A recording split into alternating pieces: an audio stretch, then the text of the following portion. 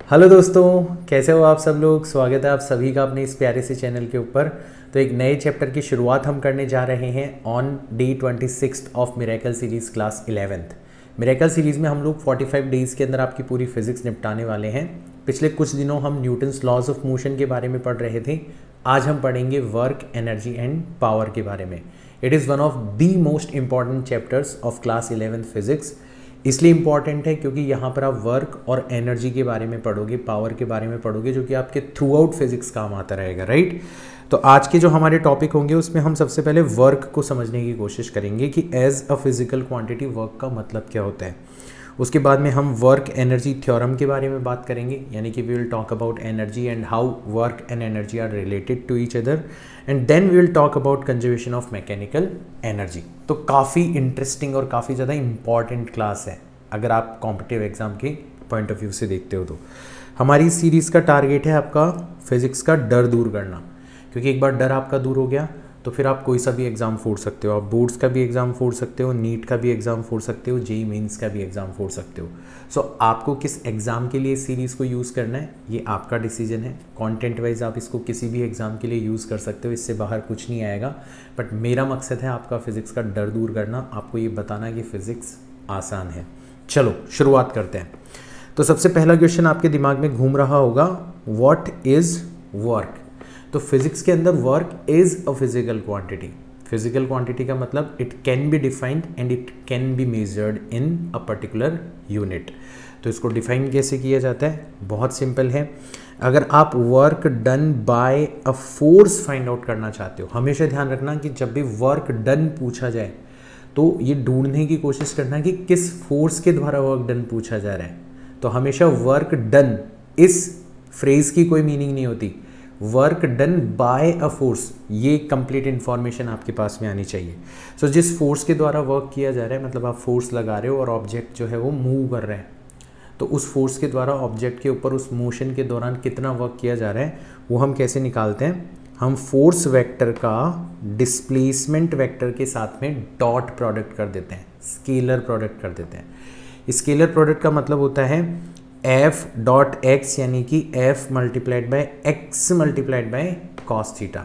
इसका मतलब क्या हो गया कि अगर सपोज करो ये एफ वेक्टर है ना, और ये एक्स वेक्टर है, ठीक है। तो यहाँ पे f से आप x के ऊपर परपेंडिकुलर डालोगे तो ये जो कंपोनेंट आएगा फोर्स का, ये हो जाएगा आपका कॉस कंपोनेंट। फोर्स के कंपोनेंट तो हमने लेना देखा ही है। तो हम बेसिकली क्या कर रहे हैं, डिस्प्लेसमेंट की डायरेक्शन में जो फोर्स का कंपोनेंट है उसको डिस्प्लेसमेंट से मल्टीप्लाई कर रहे हैं, राइट। तो या तो हम इसको कह सकते हैं कि it is displacement multiplied by the component of force in the direction of displacement, या फिर अपन इसको कह सकते हैं force multiplied by displacement in the direction of force. F cos theta multiplied by x भी लिख सकते हो, या F multiplied by x cos theta भी लिख सकते हो। तो ये हमने सबने स्केलर प्रोडक्ट के अंदर अच्छे से पढ़ रखा है। और क्योंकि इसको डिफाइन ही स्केलर प्रोडक्ट के द्वारा किया जा रहा है, इसका मतलब डेफिनेटली वर्क जो है वो एक स्केलर क्वांटिटी है। इसकी जो एसआई यूनिट है वो कहलाती है जूल। इसको जे, कैपिटल जे सिंबल से रिप्रेजेंट किया जाता है। और इसका जो डायमेंशनल फॉर्मूला है वो है m1L2T-2। फोर्स के डायमेंशनल फॉर्मूला को आप सिंपली लेंथ से मल्टीप्लाई कर दो, राइट। तो ये एक बिल्कुल बेसिक अंडरस्टैंडिंग है, इससे ज़्यादा आपको कुछ भी नहीं चाहिए। अब यहाँ पे ध्यान देने योग्य बात ये है कि आप किस फोर्स के द्वारा वर्क निकाल रहे हो वो जानना ज़रूरी है। जैसे सपोज करो ये हमारा कोई ब्लॉक है और इसके ऊपर ढेर सारे फोर्सेस लग रहे हैं। कौन कौन से फोर्सेस लग रहे हैं आपको पता है। इसका वेट लग रहा है डाउनवर्ड डायरेक्शन में, ये जिस सरफेस के ऊपर रखा हुआ है नॉर्मल कांटेक्ट फोर्स लग रहा है, और अगर इसको आप स्लाइड करवाने की कोशिश करोगे तो फ्रिक्शन उसको अपोज करता हुआ लगते हुए नज़र आएगा।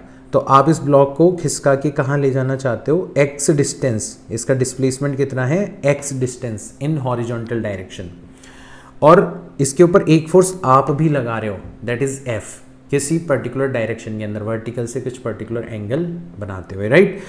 तो अब यहाँ पे चार अलग अलग फोर्सेस आपको लगते हुए नजर आ रहे हैं। तो आपसे जब पूछा जाए ना कि वर्क डन फाइंड आउट करो, तो भाई साहब बैठे रहना, या फिर सवाल पूछना कि किस फोर्स के द्वारा वर्क डन फाइंड आउट करें, क्योंकि अलग अलग फोर्स का जो वर्क डन है वो अलग अलग होगा।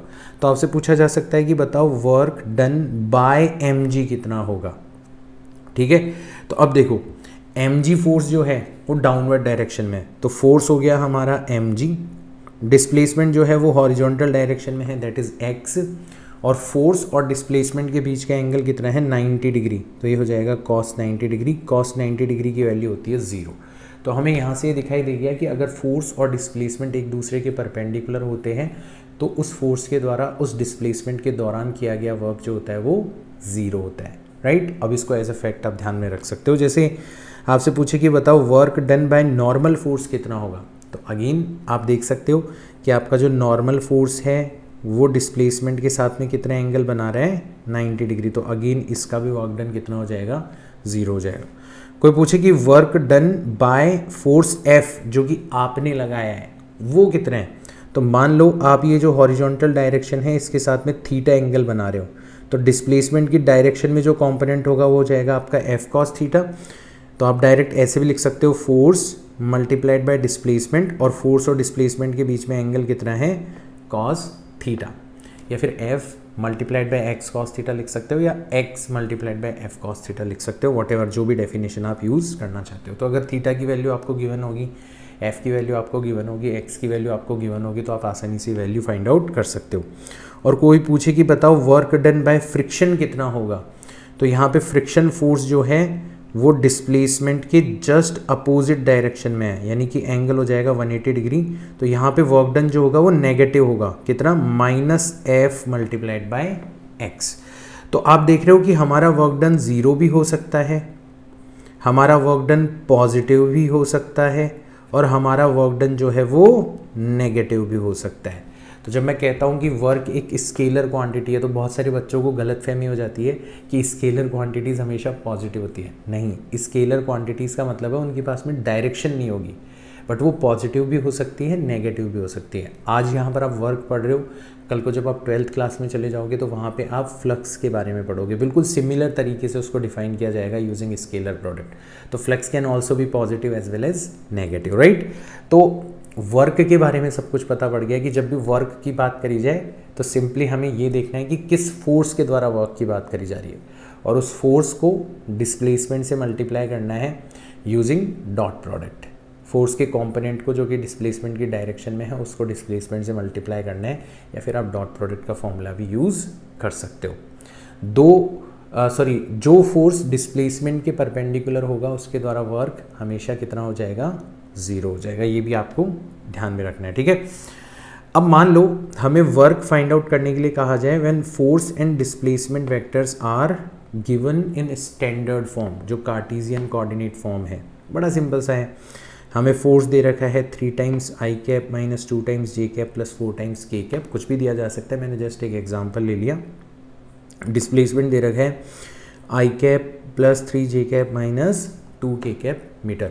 हमें वर्क फाइंड आउट करना है, तो वर्क होता है आपका dot product of f and x। अब जब दो वेक्टर्स हमें कार्टेशियन फॉर्म में दिए जाते हैं तो हमने वेक्टर्स पढ़ते टाइम पे अच्छे से पढ़ा था कि उनका डॉट प्रोडक्ट निकाला जाता है कोफिशिएंट्स को मल्टीप्लाई करके।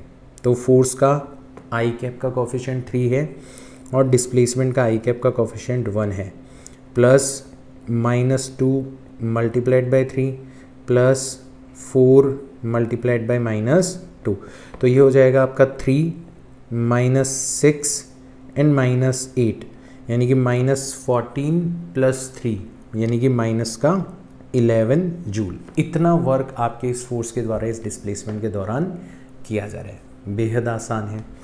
और देखो आगे, मान लो आपका जो फोर्स है वो वेरिएबल है। अभी तो आप क्या कर रहे हो, जो फोर्स है उसको डिस्प्लेसमेंट से डायरेक्ट मल्टीप्लाई कर दे रहे हो, डॉट प्रोडक्ट कर दे रहे हो।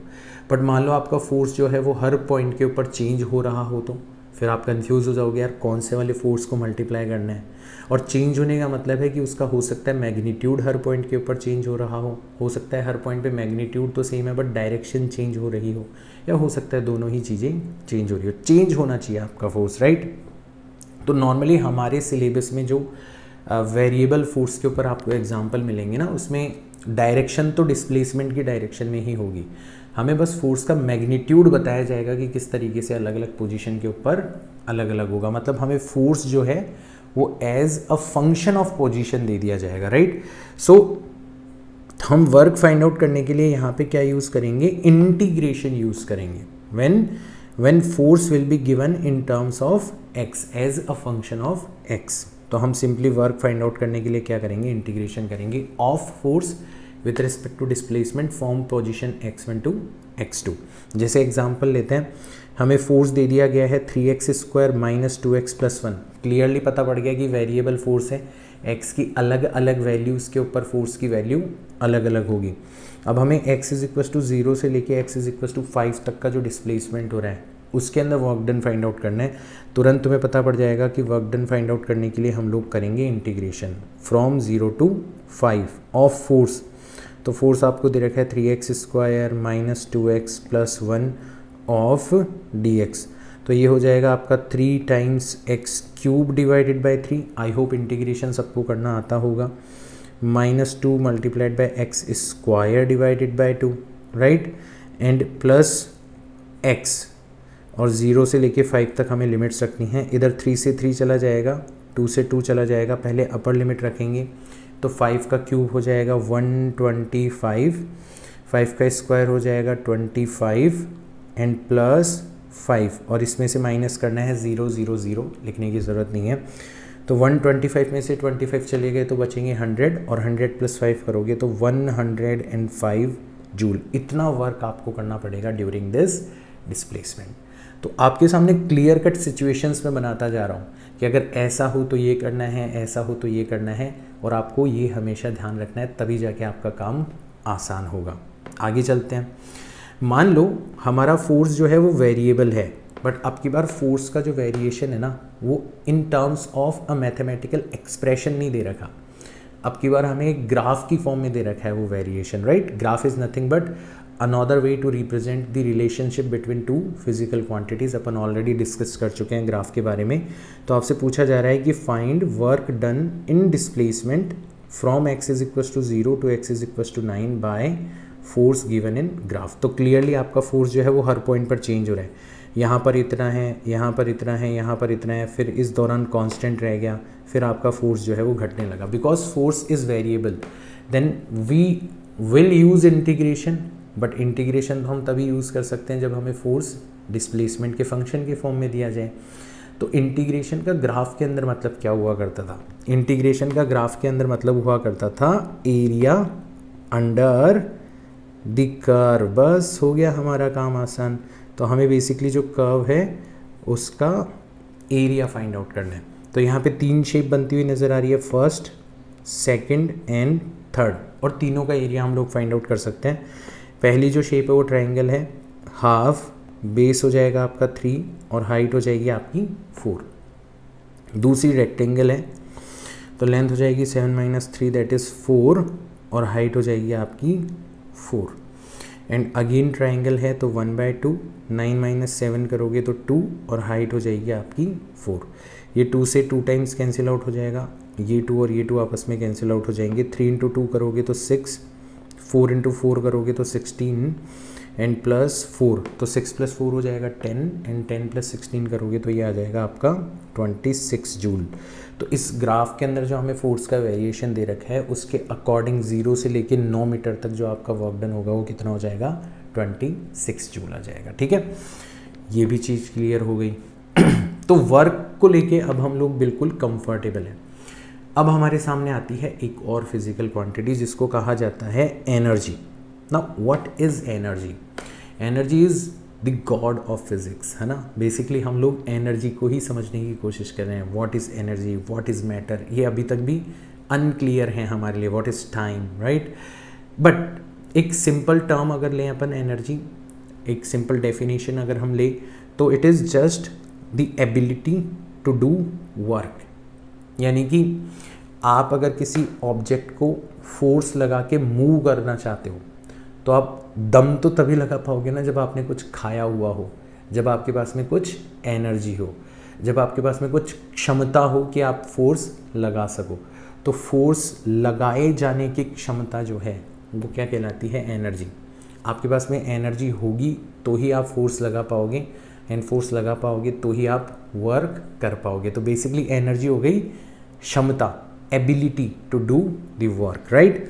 जैसे सपोज करो आपकी कोई मूविंग बॉडी है, आपने नोटिस किया होगा कि अगर आप भागते भागते भागते भागते भागते किसी चीज़ से टकराते हो तो आप उस चीज़ को आसानी से मूव कर देते हो, यानी कि उसके ऊपर आप आसानी से वर्क परफॉर्म कर देते हो।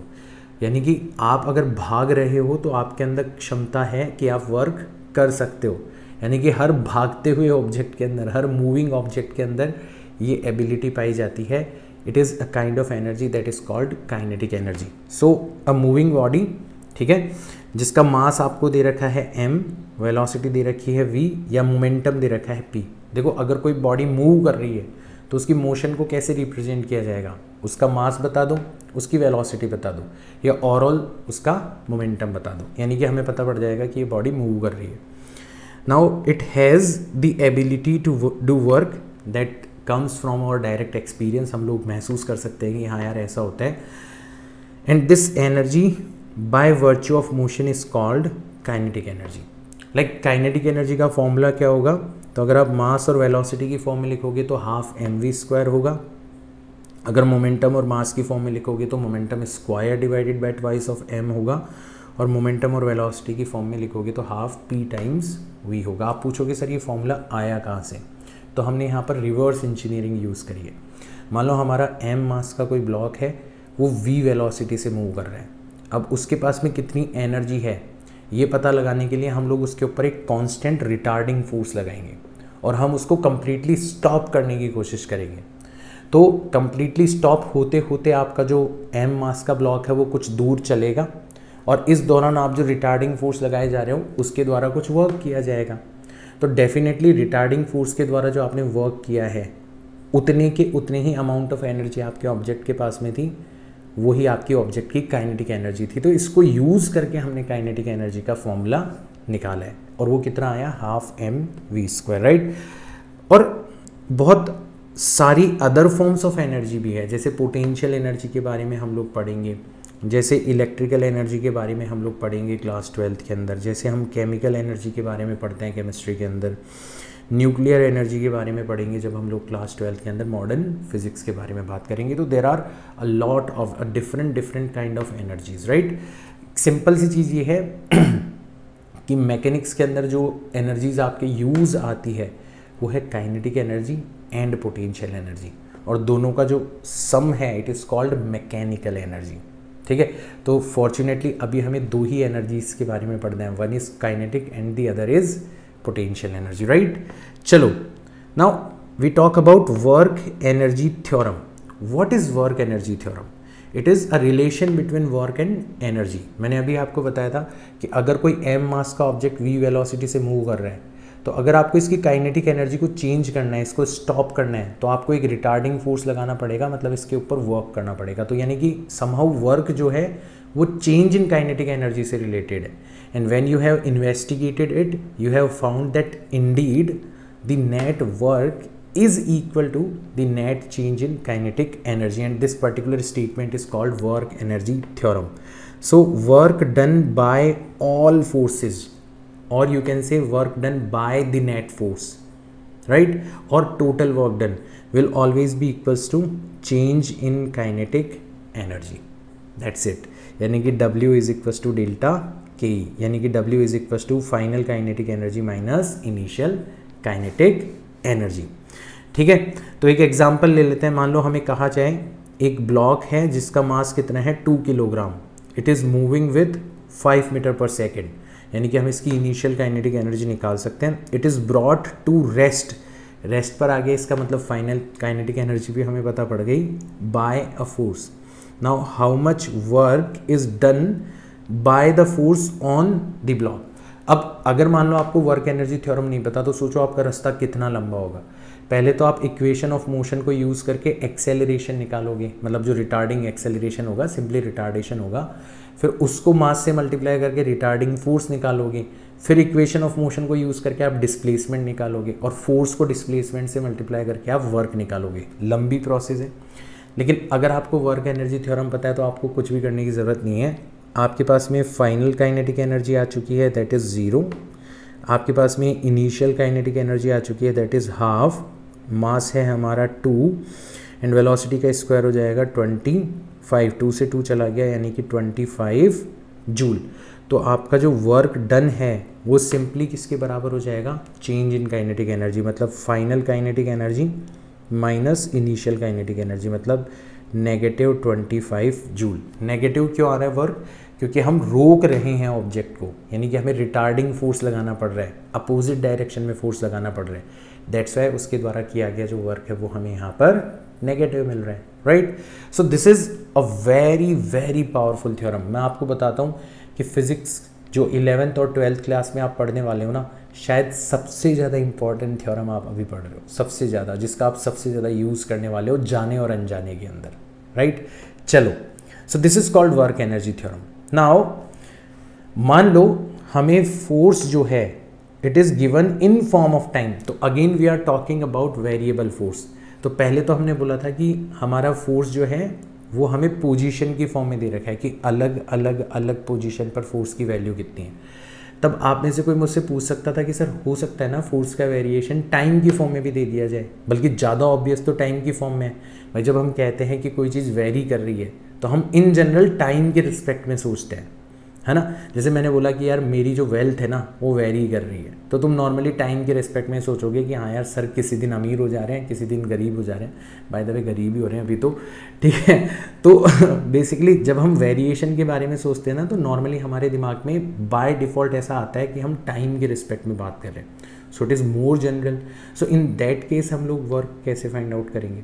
देखो अगर फोर्स हमें एक्स की फॉर्म में दिया जाता, पोजीशन की फॉर्म में दिया जाता, तब तो हम डायरेक्ट इंटीग्रेशन कर सकते थे with respect to x. But अगर टाइम के फॉर्म में दे दिया गया है तो हम टाइम के रिस्पेक्ट में इंटीग्रेशन नहीं करेंगे, है ना, ये कोई फॉर्मूला नहीं है। तो हम लोग यहाँ पर वर्क एनर्जी थ्योरम यूज़ करेंगे। तो इसके लिए मैं एक एग्जाम्पल लेता हूँ और इस एग्जाम्पल के थ्रू आपको समझाता हूँ। आपको दे दिया गया है force is equal to twice of t square, यानी कि फोर्स जो है वो क्लियरली टाइम के ऊपर डिपेंड कर रहे हैं। t इज इक्वल टू 0 पर फोर्स 0 है, t इज इक्वल टू 1 पर फोर्स 2 न्यूटन है, 2 पर फोर्स कितना है आपका 8 न्यूटन है। इस तरीके से फोर्स आपका बढ़ता चला जा रहा है। It works on a block of mass 2 kilogram from t is equal to 0 to t is equal to 5। अब मान लो कि आपका जो ब्लॉक है वो शुरुआत में रेस्ट पर है। कहाँ पर है, रेस्ट पर है, और फॉरवर्ड डायरेक्शन में ये फोर्स लगाया जा रहा है, यानी कि आपका ब्लॉक जो है वो धीरे धीरे धीरे धीरे धीरे एक्सेलरेट होने लगेगा, इवन उसका एक्सेलरेशन भी बढ़ रहा है। तो ऑब्वियसली ब्लॉक मोशन करना स्टार्ट करेगा और उसका कुछ डिस्प्लेसमेंट आपको होता हुआ दिखाई देगा between t is equal to 0 to t is equal to 5। तो एक स्ट्रेट फॉरवर्ड अप्रोच जो है वो तो ये है कि हम लोग क्या करें, t इज इक्वल टू 0 से t इज इक्वल टू 5 के अंदर होने वाला डिस्प्लेसमेंट निकाल लें, है ना, और उस डिस्प्लेसमेंट को और फोर्स की वैल्यू को यूज़ करके अगेन फोर्स को डिस्प्लेसमेंट की टर्म्स में कन्वर्ट करके हमारा जो पुराना इंटीग्रेशन वाला फंडा है वो यूज़ कर ले। बट हम लोग यहाँ पर ऐसा नहीं करेंगे। हम लोग यहाँ पर क्या करेंगे, हमें दे रखा है force it is twice of t square. हमने न्यूटन्स लॉज ऑफ मोशन के अंदर पढ़ा था कि फोर्स होता है मास इनटू एक्सेलरेशन। तो मास कितना दे रखा है 2 किलोग्राम और एक्सेलरेशन हम मान लेते हैं a। तो यहाँ से हमें एक्सेलरेशन पता पड़ गया, दैट इज़ टी स्क्वायर, ये हमारा एक्सेलरेशन होगा। यहाँ तक की बात आ गई समझ में। Now what is acceleration. तो मैंने आपको बताया था कि अगर आपको एक्सेलरेशन दिया जाता है और आपको वेलोसिटी फाइंड आउट करनी होती है, हमने काइनेमेटिक्स के अंदर पढ़ा था कि एक्सेलरेशन आपको as a function of time दिया जाए और आपको वेलोसिटी फाइंड आउट करनी हो, change in velocity find out करनी हो, तो आप इंटीग्रेशन का यूज़ करते हो।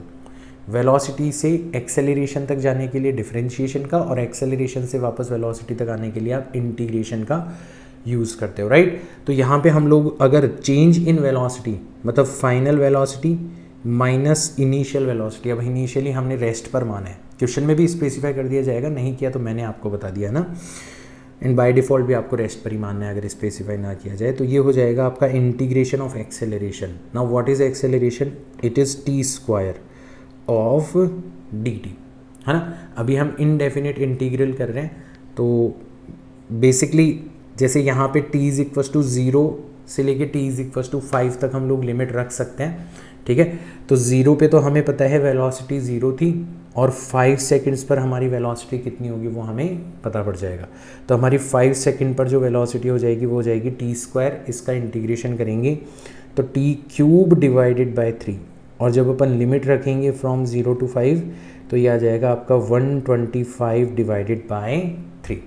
यहाँ तक की बात बिल्कुल क्लियर है। तो एक तरीके से हमें इनिशियल वेलोसिटी मिल गई, इनिशियल वेलोसिटी मिल गई मतलब हमें इनिशियल काइनेटिक एनर्जी मिल गई, दैट इज़ 0। और एक तरीके से हमें फाइनल वेलोसिटी मिल गई मतलब फाइनल काइनेटिक एनर्जी मिल गई, दैट इज़ हाफ। मास हो जाएगा आपका 2 किलोग्राम इनटू वेलोसिटी का स्क्वायर यानी कि 125 डिवाइडेड बाय 3 होल स्क्वायर। तो 2 से 2 कैंसिल आउट हो जाएगा और इस नंबर को आप आसानी से कैलकुलेट कर सकते हो using what ever method you have, ठीक है ना। मैंने जस्ट एक क्वेश्चन बनाया है खुद के मन से, तो कॉम्प्लिकेटेड कैलकुलेशन होती हुई नज़र आ रही है। एग्जाम में जो क्वेश्चन आएगा उसमें आसानी से कैलकुलेशन हो जाएगी, ठीक है। तो आपका अब जो वर्क डन होगा, कुछ भी करने की ज़रूरत नहीं है, आपको वर्क एनर्जी थ्योरम पता है। वर्क डन जो होता है वो final kinetic energy minus initial kinetic energy के इक्वल होता है। तो 125 divided by 3 whole square that is final kinetic energy minus 0। तो आपका आंसर आ जाएगा 125 डिवाइडेड बाय 3 होल स्क्वायर। इसको कैलकुलेट करना आपकी जिम्मेदारी है, आप लोग आसानी से कैलकुलेट कर सकते हो। तो now you got these steps कि अगर फोर्स पोजीशन की फॉर्म में दिया जाए तो डायरेक्ट इंटीग्रेशन करना है from initial position to final position. But अगर फोर्स टाइम की फॉर्म में दिया जाए तो हमें सबसे पहले एक्सेलरेशन निकालना है। एक्सेलरेशन को यूज़ करके हमें चेंज इन वेलोसिटी से फाइनल और इनिशियल वेलोसिटी निकालनी है। नॉर्मली इनिशियल वेलोसिटी हमें क्वेश्चन में दे दी जाती है एंड फिर उन दोनों का यूज़ करके हमें फाइनल और इनिशियल काइनेटिक एनर्जी निकालनी है and using work energy theorem we can easily find out the work. अच्छा क्वेश्चन बन सकता है यहाँ से, ये चीज़ आप ध्यान रखना, right. Now let us talk about conservative and non-conservative forces and why is it necessary, because we are going to define another kind of energy and for that it is necessary to understand the type of forces. So we have two type of forces, one is called conservative and the other is called non-conservative force. Now what is conservative force? तो इसकी हमने कुछ definitions fix करी है। एक force जिसके द्वारा किया गया work, right, like work done by conservative force is path independent। इसका मतलब समझो, मान लो ये आपकी इनिशियल पोजीशन है A और ये आपकी फाइनल पोजीशन है B। तो आप A से B तक इस रास्ते से आ रहे हो, आप A से B तक इस रास्ते से आ रहे हो और आप A से B तक इस रास्ते से आ रहे हो, ठीक है। और आप हो सकता है A से B तक इस रास्ते से चलते हुए आ रहे हो, 4 अलग अलग रास्ते हैं, राइट। अब आपका जो फोर्स यहाँ पर वर्क कर रहा है, मान लो वो एक ऐसा फोर्स है कि उसके द्वारा किया गया वर्क इन चारों ही रास्तों के लिए सेम है, क्योंकि चारों रास्तों की इनिशियल पोजीशन एक जगह है, फाइनल पोजीशन एक जगह है। तो आप देखोगे कि यार फोर्स के द्वारा किया गया वर्क जो है वो पाथ के ऊपर डिपेंड नहीं कर रहा, वो केवल और केवल इनिशियल और फाइनल पोजीशन के ऊपर डिपेंड कर रहा है। तो इस तरीके के फोर्स को अपन बोलते हैं कंजर्वेटिव फोर्स, राइट। इसकी एक और पहचान है कि अगर मान लो आपका इनिशियल और फाइनल कॉन्फ़िगरेशन सेम होता है तो इस प्रकार के फोर्सेस के द्वारा किया गया जो वर्क डन होता है वो हमेशा कितना होता है, 0। मतलब वो कुछ टाइम तक पॉजिटिव वर्क करते हैं और जब घुमा फिरा के आप वापस से इनिशियल पोजीशन पर आते हो तो कुछ टाइम तक वो नेगेटिव वर्क करते हैं, बट ओवरऑल उनका जो वर्क होता है अगर इनिशियल और फाइनल कॉन्फ़िगरेशन सेम है तो वो होता है 0। एंड एक और हमने देखी इनकी पहचान कि ये जितने भी फोर्सेस होते हैं ना, ये इन्वर्स स्क्वायर लॉ को फॉलो करते हैं। मतलब फोर्स का जो मैग्नीट्यूड है वो डिस्टेंस के स्क्वायर के इन्वर्सली प्रोपोर्शनल होता है। जैसे ग्रेविटेशनल फोर्स का एग्जांपल ले लो, दो मासेस के बीच में कितनी डिस्टेंस है उसके स्क्वायर के इन्वर्सली प्रोपोर्शनल होता है फोर्स। आप दो चार्जेस के बीच में लगने वाले इलेक्ट्रोस्टैटिक फोर्स का एग्जांपल ले लो, आप मैग्नेटिक फोर्स का एग्जांपल ले लो। ये सारे के सारे फोर्सेस जो हैं वो डिस्टेंस के स्क्वायर के इन्वर्सली प्रोपोर्शनल होते हैं। इसका मतलब ये सारे के सारे फोर्सेस जो हैं वो कंजर्वेटिव फोर्सेस होते हैं। तो हमारे जितने भी फोर्सेस हम पढ़ेंगे उनमें से ग्रेविटेशनल फोर्स कंजर्वेटिव फोर्स होगा, electrostatic force and magnetic force दोनों को अगर कंबाइनली बोला जाए तो इलेक्ट्रोमैग्नेटिक फोर्स जो होगा वो भी आपका कंजर्वेटिव फोर्स होगा। अच्छा, स्प्रिंग के अंदर जो फोर्स प्रोड्यूस होता है रिस्टोरिंग फोर्स, वो भी आपका कंजर्वेटिव फोर्स होता है। अब आप बोलोगे सर वो कैसे, वो तो डिस्टेंस के डायरेक्टली प्रोपोर्शनल होता है, F is equal to minus k x, ठीक है। वो तो इन्वर्स स्क्वायर लॉ फॉलो नहीं कर रहा। तो बेसिकली आप जो फॉर्मूला यूज़ कर रहे हो ना, F is equal to minus k x, वो तो एज अ होल आप स्प्रिंग के लिए यूज़ कर रहे हो। बट अगर आप उसका मॉलिक्यूलर रीजन देखोगे ना तो it is nothing but the electromagnetic attraction between two molecules of material of which that spring is made of. So again it is an electromagnetic force like tension in string, it is nothing but an electromagnetic force. Normal contact force, it is nothing but an electromagnetic force. तो ये सारे के सारे electromagnetic force के ही different manifestations हैं. तो ये सारे के सारे आपके कंजर्वेटिव फोर्सेस होते हैं. नॉन कंजर्वेटिव फोर्सेस के एग्जांपल देख लेते हैं जो कि हमारे 11th एंड 12th की फिजिक्स में आने वाले हैं. जैसे फ्रिक्शन के द्वारा किया गया वर्क जो है वो पाथ के ऊपर डिपेंड करते हैं. आप जितने लंबे रास्ते तक फ्रिक्शन के इन्फ्लुएंस के अंदर घसीटोगे ऑब्जेक्ट को उसकी हालत उतनी बुरी हो जाएगी, मतलब उसके ऊपर उतना ही ज़्यादा नेगेटिव वर्क किया जाएगा फ्रिक्शन के द्वारा. तो जितने भी फ्रिक्शन या रेजिस्टिव फोर्सेस होते हैं वो सारे के सारे आपके नॉन कंजर्वेटिव होते हैं. लाइक एयर का ड्रैग हो गया, विस्कोसिटी हो गया, ये सारे के सारे फोर्सेस आपके नॉन विस्कस फोर्सेस. अब ये जानना क्यों ज़रूरी है कि कोई फोर्स कंजर्वेटिव है या नॉन कंजर्वेटिव है? इसलिए क्योंकि हम लोग जिस टाइप ऑफ एनर्जी के बारे में अब बात करने वाले हैं that is called potential energy. It is only defined for conservative forces. ये बहुत मज़ेदार चीज़ है. पोटेंशियल एनर्जी का जो कॉन्सेप्ट है वो केवल और केवल कंजर्वेटिव फोर्सेस के लिए ही डिफाइन किया जाता है. अगर नॉन कंजर्वेटिव फोर्स प्रेजेंट होगा तो उसके लिए किसी प्रकार का पोटेंशियल एनर्जी का कॉन्सेप्ट डिफाइन नहीं किया जाता. Very very very important. So how we will define the potential energy?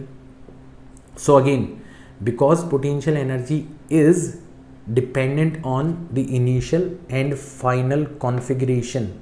अगर आप सिस्टम का कॉन्फ़िगरेशन चेंज करते हो तो सिस्टम की पोटेंशियल एनर्जी चेंज होती है.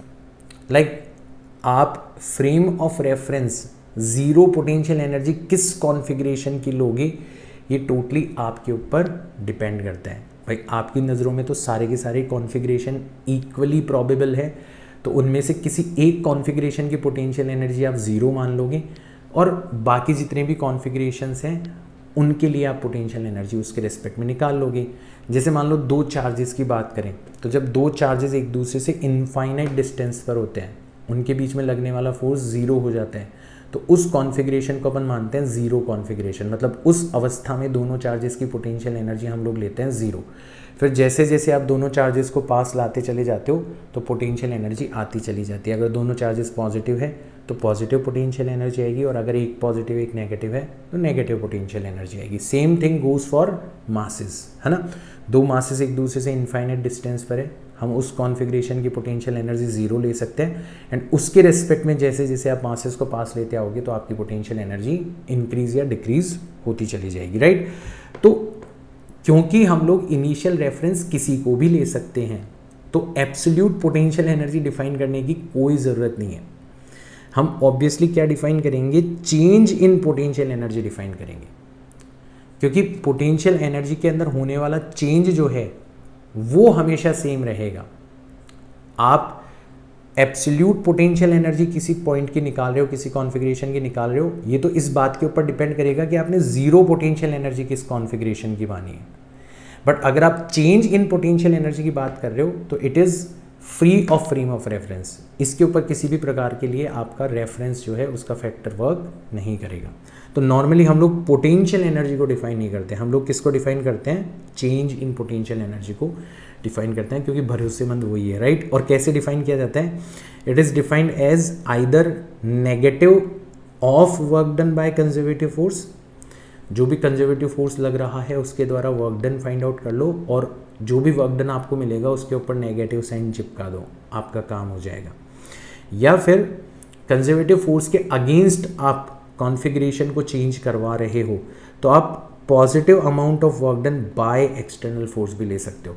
बेसिकली आपको क्या करना होगा कि जैसे मान लो दो चार्जेस का एग्जांपल लेते हैं, एक पॉजिटिव है और एक नेगेटिव है, दोनों एक दूसरे को अट्रैक्ट कर रहे हैं, दोनों एक दूसरे के पास आना चाहते हैं. तो कंजर्वेटिव फोर्स तो इनको पास में लाना चाहता है और आप जितना कंजर्वेटिव फोर्स लग रहा है उतना का उतना ही एक्सटर्नल फोर्स लगाते हो और इनको धीरे धीरे धीरे धीरे धीरे धीरे धीरे धीरे दूर ले जाते हो. और दूर ले जाने के अंदर आपको वर्क करना पड़ेगा, ये पता ही है आपको। क्यों करना पड़ेगा वर्क? क्योंकि आप धीरे धीरे सिस्टम की पोटेंशियल एनर्जी इंक्रीज कर रहे हो। तो जो वर्क आप कर रहे हो ना, वो बेसिकली सिस्टम की पोटेंशियल एनर्जी की फॉर्म में जाके स्टोर हो जा रहा है। तो पोटेंशियल एनर्जी के अंदर होने वाले चेंज को दोनों ही तरीके से डिफाइन किया जा सकता है, either negative of work done by conservative force और positive of work done by external force. Now ध्यान रखना, आपका एक्सटर्नल फोर्स और कंजर्वेटिव फोर्स अगर एक दूसरे के बराबर है तो आपका सिस्टम जो है वो हमेशा इक्विलिब्रियम में है, यानी कि सिस्टम के ऊपर नेट वर्क डन जो होगा वो हमेशा कितना होगा? ज़ीरो। जितना वर्क डन एक्सटर्नल फोर्स के द्वारा किया जा रहा है उतना का उतना ही अपोजिट अमाउंट का वर्क डन कंजर्वेटिव फोर्स के द्वारा किया जा रहा है। नेट वर्क डन ज़ीरो होगा। Why? Because your change in kinetic energy is zero. तो ये जो सेकंड वाली डेफिनेशन है ना, इसमें एक एक्स्ट्रा कंडीशन और है। अगर हम पोटेंशियल एनर्जी के अंदर होने वाले चेंज को positive of work done by external force की फॉर्म में डिफाइन कर रहे हैं, तो हमें ये स्पेसिफाई करना ही पड़ेगा कि आपकी change in kinetic energy during this particular change is zero, right. बहुत ही धीरे धीरे सिस्टम को हमेशा इक्विलिब्रियम में रखते हुए आप चेंज कर रहे हो configuration. So change in potential energy मतलब final potential energy minus initial potential energy is nothing but negative of work done by conservative force और positive of work done by external force. Now हमारा जो conservative force है, अगर मान लो वो variable force हो तो हम उसको इंटीग्रेशन की फॉर्म में लिख देंगे, तो it will be negative of this is nothing but work done by conservative force in variable form. तो नॉर्मली हमारा जो फोर्स है, हमने खुद नहीं बता दिया कि वो डिस्टेंस के स्क्वायर के इन्वर्सली प्रोपोर्शनल होता है, यानी कि ऑब्वियसली हमारा फोर्स जो है वो वेरिएबल है। अब अगर हमारा फोर्स वेरिएबल है तो हमें इंटीग्रेशन का सहारा लेना पड़ेगा। बट अगर हम कुछ स्पेसिफिक केसेस की बात करें तो हमारा फोर्स इवन कांस्टेंट भी हो सकता है। जैसे अगर अपन बहुत ज़्यादा हाइट चेंज नहीं कर रहे तो हमारा जो ग्रेविटेशनल फोर्स है उसको हम कांस्टेंट मान सकते हैं, है ना। बहुत ज़्यादा हाइट के लिए अगर अपन बात नहीं कर रहे तो अगर अपन in that constant gravitational potential energy की बात करें तो देखो, कंप्लीट पिक्चर तो हम लोग कहाँ डिस्कस करेंगे? ग्रेविटेशन वाले चैप्टर के अंदर। बट अगर मैकेनिक्स के नज़रिए से देखा जाए कि अगर आपका एक ऑब्जेक्ट टेबल पर रखा हुआ है और उसको आप कुछ हाइट तक ले जाते हो या कुछ डेप्थ तक ले जाते हो, तो आपको ग्रेविटेशनल फोर्स मतलब कंजर्वेटिव फोर्स के अगेंस्ट या उसके डायरेक्शन के अंदर वर्क करना पड़ेगा, जो कि उसके पोटेंशियल एनर्जी के अंदर होने वाले चेंज के इक्वल होगा। तो अपन कैसे डिफाइन करेंगे? ठीक है, तो मान लो आपका ऑब्जेक्ट है यहाँ पर और आप इसको धीरे धीरे एच हाइट ऊपर ले जा रहे हो। इस दौरान इसके ऊपर जो कंजर्वेटिव फोर्स लग रहा है वो डाउनवर्ड डायरेक्शन में लग रहा है, mg कांस्टेंट है। तो आप डायरेक्टली फोर्स को किससे मल्टीप्लाई कर सकते हो? डिस्प्लेसमेंट से। तो आपसे कोई पूछे कि बताओ वर्क डन बाय mg कितना होगा, work done by conservative force कितना होगा, तो आप डायरेक्ट फोर्स को उठाओ और डिस्प्लेसमेंट से मल्टीप्लाई कर दो। और क्योंकि फोर्स और डिस्प्लेसमेंट एक दूसरे के अपोजिट डायरेक्शन में है तो दोनों के बीच का एंगल हो जाएगा 180 डिग्री। इसका मतलब यहाँ पे नेगेटिव साइन भी आ जाएगा। तो हमारा जो चेंज इन पोटेंशियल एनर्जी है, मतलब potential energy at height h and potential energy at ground, ये जो चेंज है वो किसके इक्वल हो जाएगा? Negative of work done bye mg, मतलब नेगेटिव ऑफ नेगेटिव mgh। और नॉर्मली हम लोग किसी भी एक चीज़ को एज अ रेफरेंस ले सकते हैं। तो हम ये मानते हैं कि जब भी कोई ऑब्जेक्ट ग्राउंड पे रखा हुआ है तो उसकी पोटेंशियल एनर्जी ज़ीरो है। तो इसको अगर हम ज़ीरो मान लेंगे तो इस फ्रेम ऑफ रेफरेंस में हमारी h हाइट के ऊपर जो पोटेंशियल एनर्जी होगी वो कितनी हो जाएगी? mgh हो जाएगी। तो अब हमें पता पड़ गया कि हम अगर मान लो हाइट पर चले जाते हैं h पर तो पोटेंशियल एनर्जी इंक्रीज हो जाती है, mgh हो जाती है। और अगर अपन डेप्थ पर चले जाते हैं तो पोटेंशियल एनर्जी डिक्रीज हो जाती है, नेगेटिव mgh हो जाती है। बिल्कुल स्ट्रेट फॉरवर्ड हो गया। एक और एग्जांपल लेते हैं। अगर मान लो आप पोटेंशियल एनर्जी के बारे में बात कर रहे हो इन स्ट्रेच्ड और कंप्रेस्ड स्प्रिंग, तो अगेन जब आप स्प्रिंग को कंप्रेस करते हो या स्ट्रेस करते हो तो एक फोर्स प्रोड्यूस होता है, दैट इज F = kx। हमेशा आपके कंप्रेशन या स्ट्रेच के अपोजिट डायरेक्शन में होता है। कंजर्वेटिव फोर्स है, कंजर्वेटिव फोर्स के अगेंस्ट हम लोग इसको स्ट्रेच या कंप्रेस कर रहे हैं, यानी कि हमें वर्क करना पड़ेगा और जितना वर्क हमें करना पड़ेगा वही आपकी पोटेंशियल एनर्जी के चेंज के इक्वल होगा। ठीक है, तो जैसे एक एग्जांपल लो, ये स्प्रिंग है जिसका स्प्रिंग कांस्टेंट k है, इससे m मास को आपने अटैच कर रखा है। अभी ये नेचुरल कंडीशन के अंदर है तो हम लोग इस कॉन्फ़िगरेशन की पोटेंशियल एनर्जी ज़ीरो ले लेते हैं फॉर रेफरेंस। तो अब यहाँ से आप क्या करते हो? इसको स्ट्रेच करते हो। कितनी डिस्टेंस? x distance. तो इस दौरान इसके ऊपर एक फोर्स लग रहा है F = kx क्लियरली आपको दिखाई दे गया होगा कि फोर्स वेरिएबल फोर्स है, तो हमें वर्क डन फाइंड आउट करने के लिए किसका सहारा लेना पड़ेगा, इंटीग्रेशन का, क्योंकि फोर्स x की फॉर्म में दे रखा है तो अपन डायरेक्ट इंटीग्रेशन कर सकते हैं। तो हमारा work done by conservative force कितना होगा, तो हम देखेंगे ये हो जाएगा फोर्स का डिस्प्लेसमेंट के रिस्पेक्ट में इंटीग्रेशन। एंड क्योंकि फोर्स और डिस्प्लेसमेंट अपोजिट डायरेक्शन में हो रहे हैं तो डॉट प्रोडक्ट जब आप करोगे तो यहाँ पे नेगेटिव साइन भी आ जाएगा, और जब आप इस इंटीग्रेशन को सॉल्व करोगे, लिमिट्स वगैरह रखोगे, तो ये आ जाएगा आपका -12kx²। नेगेटिव साइन क्यों आया आपको पता पड़ ही गया कि जब आप स्प्रिंग को स्ट्रेच कर रहे हो तो कंजर्वेटिव फोर्स इसके अपोजिट डायरेक्शन में लग रहा है, आप डिस्प्लेसमेंट इधर करवा रहे हो, कंजर्वेटिव फोर्स अपोजिट डायरेक्शन में लग रहा है। फोर्स और डिस्प्लेसमेंट अपोजिट डायरेक्शन में, यानी कि डेफिनेटली कंजर्वेटिव फोर्स के द्वारा किया गया जो वर्क डन होगा वो नेगेटिव होगा। अगर आप स्प्रिंग को कंप्रेस करते ना तो भी कंजर्वेटिव फोर्स के द्वारा किया गया जो वर्क है वो नेगेटिव ही होता, क्योंकि हमारा जो कंजर्वेटिव फोर्स है ना वो हमेशा डिस्प्लेसमेंट के अपोजिट डायरेक्शन में होता है, तो उसकी भी वैल्यू -12kx² ही आती है दोनों ही कंडीशन में, है ना। तो अब आपसे कोई पूछे कि बताओ कितनी पोटेंशियल एनर्जी स्टोर हो गई है। नेचुरल अवस्था में तो हम लोग 0 मानी थी, यानी कि इनिशियल कॉन्फ़िगरेशन की पोटेंशियल एनर्जी तो 0 है। तो फाइनल कॉन्फ़िगरेशन मतलब x स्ट्रेच करने पर या x कंप्रेस करने पर आपकी जो पोटेंशियल एनर्जी होगी वो जाएगी negative of work done by conservative force, and because work done by conservative force itself is negative, तो ओवरऑल आपकी पोटेंशियल एनर्जी आ जाएगी पॉजिटिव। तो यहाँ पे देखो x जो है वो पॉजिटिव हो सकता है, मतलब आपने स्प्रिंग को स्ट्रेच किया है, x जो है वो नेगेटिव हो सकता है, मतलब आपने स्प्रिंग को कंप्रेस किया है। बट इन दोनों ही केस में आप x का क्या कर रहे हो, स्क्वायर कर रहे हो, इसका मतलब पोटेंशियल एनर्जी जो होगी वो हमेशा क्या होगी, पॉजिटिव होगी। ध्यान रखना ग्रेविटेशनल पोटेंशियल एनर्जी पॉजिटिव भी हो सकती है अगर आप हाइट पर जा रहे हो, नेगेटिव भी हो सकती है अगर आप डेप्थ पर जा रहे हो, बट जो स्प्रिंग पोटेंशियल एनर्जी है, भले तुम स्प्रिंग को स्ट्रेच करो, भले तुम स्प्रिंग को कंप्रेस करो, हमेशा पॉजिटिव होगी। ये चीज़ आपको ध्यान में रखनी है, very important, right. So now we have discussed like general kind of potential energies.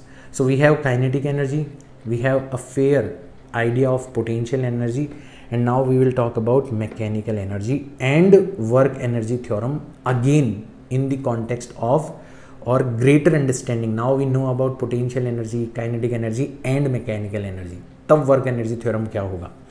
तो देखो हमारी मैकेनिकल एनर्जी का मतलब होता है simply the sum of kinetic energy and potential energy, और हमारा जो नेट वर्क डन होता है, ठीक है, तो अब हमारे फोर्सेस, कुछ फोर्सेस कंजर्वेटिव भी हो सकते हैं और कुछ फोर्सेस नॉन कंजर्वेटिव फोर्सेस भी हो सकते हैं। तो हमारे टोटल वर्क को हम दो अलग अलग कैटेगरीज में डिवाइड कर सकते हैं, total work done by conservative forces and total work done by non conservative forces, है ना। अब हमें पता है कि हमारा जो टोटल वर्क डन होता है according to the work energy theorem, वो होता है final kinetic energy minus initial kinetic energy, है ना। हमारा जो कंजर्वेटिव फोर्स के द्वारा किया गया वर्क है according to definition of potential energy, वो किसके बराबर हो जाएगा, negative of change in potential energy, मतलब initial potential energy minus final potential energy. तो हम इसको उठाते हैं और यहाँ पर रखते हैं, और हम इसको उठाते हैं यहाँ पर रखते हैं, तो हमारा टोटल वर्क तो हो जाएगा final kinetic energy minus initial kinetic energy. हमारा work done by conservative force हो जाएगा initial potential energy minus final potential energy, और जो work done by non conservative force है वो तो पाथ के ऊपर डिपेंड करता है, तो एग्जैक्टली आपको पता होना चाहिए कि टोटल डिस्प्लेसमेंट कितना हुआ है और एग्जैक्टली नॉन कंजर्वेटिव फोर्स कितना लग रहा है। बट ये रास्ता बहुत लंबा है, तो अब देखो यहाँ से आपको डायरेक्ट पता पड़ जाएगा कि work done by non conservative force कितना होगा। कैसे, आप थोड़ा सा रीअरेंज करो, आप क्या करो इस काइनेटिक एनर्जी को जो कि नेगेटिव है इधर ले जाओ तो पॉजिटिव हो जाएगी, और इस फाइनल पोटेंशियल एनर्जी को इधर ले जाओ तो ये भी पॉजिटिव हो जाएगी। तो थोड़ा सा रीअरेंज करने पर हमें मिलेगा final kinetic energy plus final potential energy is equals to initial kinetic energy plus initial potential energy plus work done by non conservative force. It is nothing but final mechanical energy, it is nothing but initial mechanical energy. So final mechanical energy is mechanical energy initially plus work done by non-conservative force, or you can say the work done by non-conservative force will always be equal to the change in mechanical energy. एक और तरीके की work energy theorem आपके पास में आ गई। अगर आप net work के कॉन्टेक्स्ट में बात करते हो तो the total amount of work done is nothing but the change in kinetic energy. अगर आप केवल और केवल कंजर्वेटिव फोर्स के द्वारा किए गए वर्क के बारे में बात करते हो तो it is nothing but change in potential energy, in fact negative change in potential energy. And now you have another context कि अगर आप नॉन कंजर्वेटिव फोर्स के द्वारा किए गए वर्क के बारे में बात करते हो तो it is nothing but change in mechanical energy. कितना क्लियर हो चुका है अब हमें, है ना। और मान लो अगर हमारे नॉन कंजर्वेटिव फोर्सेस प्रेजेंट ही ना हो, यानी कि work done by non conservative force अगर जीरो हो, या फिर नॉन कंजर्वेटिव फोर्सेस प्रेजेंट तो है बट वो डिस्प्लेसमेंट के परपेंडिकुलर डायरेक्शन में है, या उनकी वजह से कोई डिस्प्लेसमेंट ही नहीं हो रहा, जिस पॉइंट पर वो कर रहे हैं वो पॉइंट आपका डिस्प्लेस ही नहीं हो रहा, तो हम रोलिंग के केस में देखेंगे कि ऐसा होता है कि आपका नॉन कंजर्वेटिव फोर्स प्रेजेंट होता है बट उसका वर्क डन जीरो होता है। So suppose there is no non conservative force और there is non conservative force but work done by non conservative force is zero, दोनों कंडीशन हो सकती है ना। In that case final mechanical energy will be equals to initial mechanical energy, यानी कि your mechanical energy will remain conserved and this is called conservation of mechanical energy. तो अब आपको पता पड़ गया कि जो कंजर्वेशन ऑफ मैकेनिकल एनर्जी है इसकी जो पेरेंट थ्योरम है वो है वर्क एनर्जी थ्योरम, ये उसी का एक स्पेसिफिक रिजल्ट है। सो इसको अपन बोलते हैं COME, conservation of mechanical energy. तो अब आपको कंडीशन पता पड़ गया कि whenever you are talking about conservation of mechanical energy, आपको कंडीशन पता पड़ गई कि it is only applicable when there are no non conservative forces present in particular case. So only in that case your initial and final mechanical energy will remain same, यानी कि KEI plus PEI जो होगा वो KEF plus PEF के equal हो जाएगा। So it is very handy. बहुत सारे कॉम्प्लिकेटेड क्वेश्चंस जो है ना वो यूजिंग दिस इक्वेशन आप सॉल्व कर सकते हो। तो हम लोग कुछ न्यूमेरिकल्स लेते हैं ताकि हमने जो इतने हथियार इकट्ठे करे हैं उनको चलाने का कॉन्फिडेंस भी हमें आ जाए, राइट। पहला क्वेश्चन देखते हैं। A body of mass 0.8 kilogram has initial velocity this and final velocity this, find the change in kinetic energy of the body. तो हमें बेसिकली वेलोसिटी जो है वो वेक्टर फॉर्म में दे रखी है और काइनेटिक एनर्जी में हमें वेलोसिटी का स्क्वायर करना होता है। तो वेक्टर का स्क्वायर कभी नहीं होता, हमेशा वेक्टर के मैग्नीट्यूड का स्क्वायर होता है, बस यहाँ पे यही ध्यान रखना है।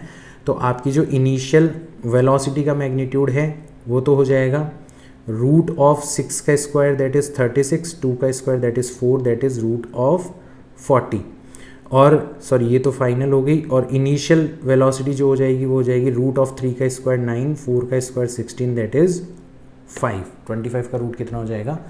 5 हो जाएगा। तो आपकी फाइनल काइनेटिक एनर्जी हो जाएगी हाफ, मास दे रखा है कितना 0.8 किलोग्राम, और वेलोसिटी का स्क्वायर तो रूट 40 का स्क्वायर करोगे तो रूट 40, तो ये रह जाएगा आपका 20। 0.8 को 8 डिवाइडेड बाय 10 लिख सकते हो, 10 से 0 चला जाएगा, 8 इंटू 2 करोगे तो 16 जूल आ जाएगी। ऐसे ही इनिशियल काइनेटिक एनर्जी हो जाएगी आपकी half, mass is nothing but 0.8 and velocity is 5 का स्क्वायर करोगे तो ये आ जाएगा 25 दैट इज़ 0.4 मल्टीप्लाइड बाय 25, यानी कि आपका आ जाएगा 10 जूल। ठीक है, यहाँ तक की बात आ गई समझ में।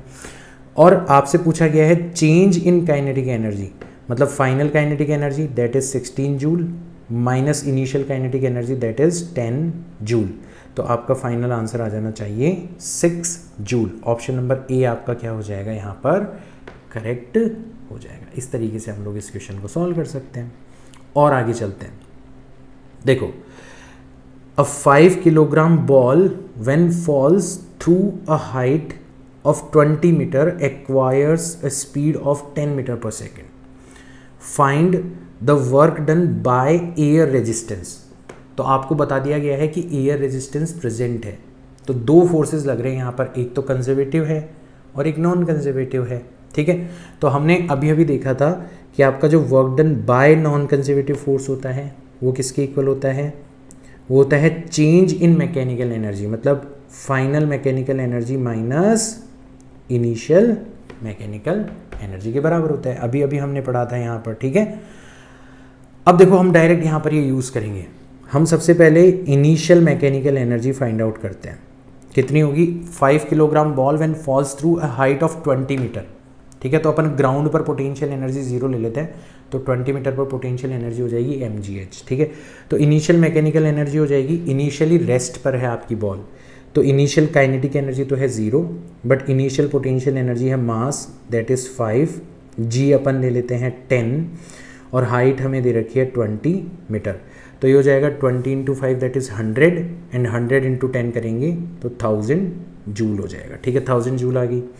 ऐसे ही हमारी जो फाइनल मैकेनिकल एनर्जी है, अब जब स्पीड कितनी हो चुकी है 10 मीटर पर सेकेंड, ठीक है, और ग्राउंड पर आ चुका है आपका, है ना, तो ये हो जाएगा आपका काइनेटिक एनर्जी हो जाएगी हाफ, मास दे रखा है आपको 5 और वेलोसिटी है 10, उसका स्क्वायर हो जाएगा 100। अब की बार पोटेंशियल एनर्जी हो जाएगी आपकी 0, ठीक है। तो ये 2 से या फिर 500 डिवाइडेड बाय 2 करोगे तो ये आ जाएगा आपका 250 जूल। तो work done by non conservative force जो होगा वो हो जाएगा फाइनल मैकेनिकल एनर्जी मतलब 250 माइनस इनिशियल मैकेनिकल एनर्जी मतलब 1000, तो ये आ जाएगा आपका -750 जूल। ऑप्शन नंबर डी आपका क्या हो जाना चाहिए? करेक्ट हो जाना चाहिए। इतना आसान है, देखो कितना आसान हो गया, कुछ करने की ज़रूरत नहीं है, डायरेक्ट मैंने आपको हथियार दे रखे हैं। आगे चलो। A bullet weighing 10 gram is fired with a velocity of 800 meter per second. Its velocity decreases to 100 meter per second after passing through a 1 meter thick mud wall. Find the average resistance offered by wall. अब जब आपकी bullet move कर रही है ना, तो वो same horizontal level पर मूव कर रही है, सेम हॉरिजॉन्टल लेवल पर मूव कर रही है, तो ऑब्वियसली उसकी पोटेंशियल एनर्जी के अंदर कोई चेंज नहीं हो रहा, है ना। तो आप जब इनिशियल मैकेनिकल एनर्जी निकालोगे तो आप क्या करोगे? इनिशियल काइनेटिक एनर्जी लो, जो कि आपको पता पड़ जाएगा हाफ, मास कितना दे रखा है 10 ग्राम, तो 10 डिवाइडेड बाय 1000 किलोग्राम हो जाएगा, इनटू वेलोसिटी कितनी दे रखी है 800 मीटर पर सेकेंड, तो उसका स्क्वायर करोगे तो 8 का स्क्वायर हो जाएगा आपका 64,00,00। ये आपका क्या हो गया फाइनली? Initial mechanical. और इनिशियल पोटेंशियल एनर्जी आप ले सकते हो 0, वैसे भी पोटेंशियल एनर्जी लेने का कोई मतलब नहीं है क्योंकि सेम लेवल पर काम हो रहा है। जब आप फाइनल मैकेनिकल एनर्जी की बात करते हो तो फाइनल मैकेनिकल एनर्जी कितनी हो जाएगी? Its velocity decreases to 100 metre per second, तो फाइनल मैकेनिकल हो जाएगी फाइनल काइनेटिक एनर्जी मतलब half 10 divided by 1000 multiplied by 100 का स्क्वायर करेंगे तो 0000। और अगेन पोटेंशियल एनर्जी आप क्या ले सकते हो? सेम हॉरिजॉन्टल लेवल पर 0 ले सकते हो। Now work done by non conservative force is nothing but final mechanical energy minus initial mechanical energy. Very good. तो फाइनल मैकेनिकल एनर्जी का मतलब है हाफ इंटू 10 डिवाइडेड बाय 1000, और कॉमन लोगे तो यहाँ से देखो 10,000 भी कॉमन ले लेते हैं अपन, ठीक है। तो इधर बच जाएगा आपका 1 माइनस 10,000, अगर आप कॉमन ले लोगे तो ये आ जाएगा 64, 1 माइनस 64 मल्टीप्लाइड बाय 10,000, है ना। 4 जीरो जो है वो अपन और कॉमन ले लेते हैं। अच्छा, ये 3 जीरो तो इस 3 जीरो से कैंसिल आउट हो जाएंगे, तो ये आ जाएगा आपका 100 divided by 2 multiplied by minus का 63। ये आपका finally work done by non conservative force हो गया। और अगर अपन ऐसे निकालें तो कि work done by non conservative force कितना हो जाएगा, तो हो जाएगा हमारा non conservative force multiplied by displacement, और डिस्प्लेसमेंट कितना है आपका 1 मीटर, और हमें कहा गया है कि आपका जो रेजिस्टेंस फोर्स है वो all through out motion constant है, तो अपन डायरेक्ट डिस्प्लेसमेंट से मल्टीप्लाई कर सकते हैं। तो ये आ जाएगा non conservative force multiplied by displacement. Displacement कितना है आपका 1 मीटर। और नॉर्मली फोर्स जो है, रेजिस्टिव फोर्स जो है वो हमेशा डिस्प्लेसमेंट के अपोजिट डायरेक्शन में लगता है, तो नेगेटिव वर्क होगा, तो नेगेटिव साइन वहाँ से आ गया। अब देखो हमारा काम कितना आसान हो गया, नेगेटिव साइन से नेगेटिव साइन चला गया, और हमारा जो नॉन कंजर्वेटिव फोर्स है वो आ जाएगा 6300 डिवाइडेड बाय 2, यानी कि 3 फिर 1 फिर चला जाएगा 3,150 न्यूटन। इतना हमारा रेजिस्टिव फोर्स लगेगा। ऑप्शन नंबर बी हमारा क्या हो जाना चाहिए? एकदम करेक्ट हो जाना चाहिए। एक और क्वेश्चन करते हैं। A particle of mass m moves with velocity v is equals to a root x, where a is some constant. Find the total work done by forces during a displacement from x is equals to 0 to x is equals to d. बहुत आसान question है. हम initial kinetic energy निकाल सकते हैं. x is equal to 0 पर कितनी होगी, हाफ इंटू मास अपन ले लेते हैं m, और इनिशियल वेलोसिटी जब x की वैल्यू रखोगे तो कितनी हो जाएगी 0, उसका कर दिया हमने स्क्वायर तो ओवरऑल हो गया 0. फाइनल काइनेटिक एनर्जी की बात करते हैं तो ये हो जाएगा हाफ, मास हो जाएगा m, और d रखोगे x की जगह तो वेलोसिटी हो जाएगी a रूट डी, और उसका स्क्वायर करोगे तो आ जाएगा a square multiplied by d. तो ये हो जाएगा आपका finally m a square d divided by 2. तो आपका जो वर्क डन होता है according to work energy theorem, it is nothing but final kinetic energy minus initial kinetic energy, यानी कि m a square d divided by 2. That will be your answer. Option number B आपका क्या हो जाना चाहिए, correct हो जाना चाहिए. एक और क्वेश्चन देखते हैं. A box of mass m is equal to 10 kilogram is projected up an incline plane from its foot with a speed of 20 meter per second. The coefficient of friction mu between the box and the plane is 0.5. Find the distance traveled by the box on the plane before it stops. तो एक बार मैं diagram भी बता देता हूँ ताकि complete picture आपको पता पड़ जाएगी. ऐसा आपका इंक्लाइनेशन आपको दे रखा है, ठीक है. अब क्वेश्चन के अंदर एंगल मेंशन करना भूल गया मैं, यहाँ पे आपको बता देता हूँ. ये जो एंगल है ये कितना है आपका 37 डिग्री, और आपका कोई ब्लॉक है यहाँ पर, और इस ब्लॉक को आप कितनी वेलोसिटी से प्रोजेक्ट करते हो, projected up an incline plane from its foot with a speed of 20 metre per second. तो यहाँ पे 20 मीटर पर सेकेंड से आप इसको क्या करते हो, प्रोजेक्ट करते हो. फ्रिक्शन प्रेजेंट है, फ्रिक्शन कोफिशिएंट हमें दे रखा है. Find the distance travelled by the box on the plane before it stops. ठीक है, तो मान लो ये यहाँ पे जाके क्या हो जाता है, स्टॉप हो जाता है. ठीक है, और इस दौरान इसने जो डिस्टेंस ट्रेवल करी है वो है कितनी, x.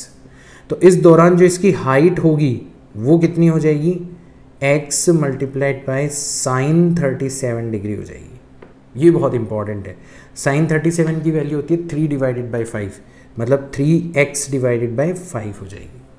अब work done by non conservative force क्या होता है, तो work done by non conservative force होता है, अगर एक तरीके से देखोगे तो it is negative of non conservative force.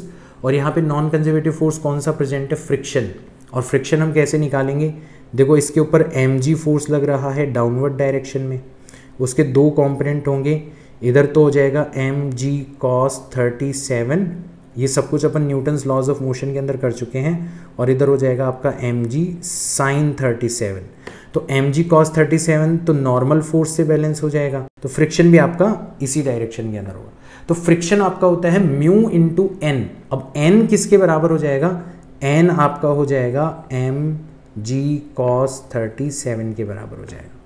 तो work done by non conservative force हो जाएगा फ्रिक्शन. फ्रिक्शन हो जाएगा आपका mu multiplied by n multiplied by displacement. Displacement कितना है आपका x, जो कि आपको फाइंड आउट करना है.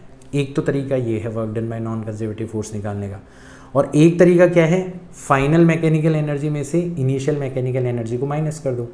अब फाइनल मैकेनिकल एनर्जी का मतलब है हाईएस्ट पॉइंट पर मैकेनिकल एनर्जी. तो हाईएस्ट पॉइंट पर क्योंकि आपका ब्लॉक स्टॉप हो चुका है तो काइनेटिक एनर्जी तो हो जाएगी 0, और ग्राउंड पर अगर आप पोटेंशियल एनर्जी को 0 मानते हो तो आप कितनी हाइट पर चले गए, 3x डिवाइडेड बाई 5 हाइट पर चले गए. तो आपकी पोटेंशियल एनर्जी हो जाएगी mg टाइम्स हाइट. हाइट हो जाएगी आपकी 3x डिवाइडेड बाई 5. ये तो फाइनल मैकेनिकल एनर्जी हो गई. और इनिशियल मैकेनिकल एनर्जी की बात करें तो इनिशियल पोटेंशियल एनर्जी 0 थी, ग्राउंड पर था आपका ऑब्जेक्ट, बट उसके पास में काइनेटिक एनर्जी थी कितनी, हाफ.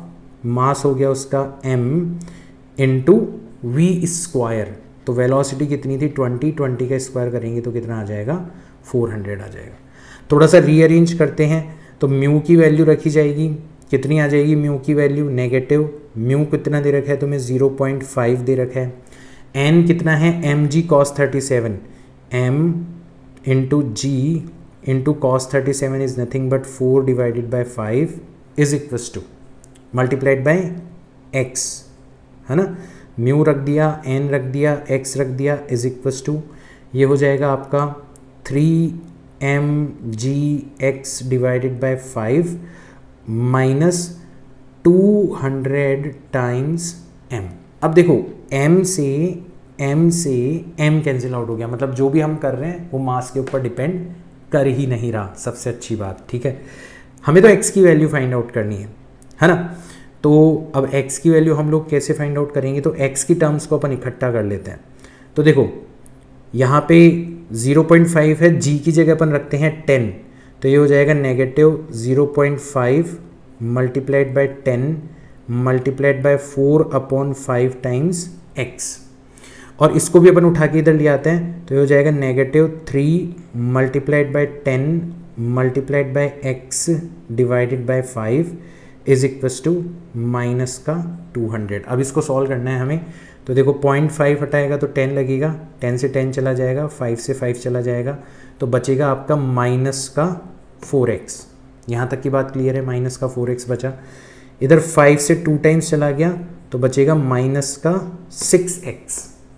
यहाँ तक की बात क्लियर हो गई।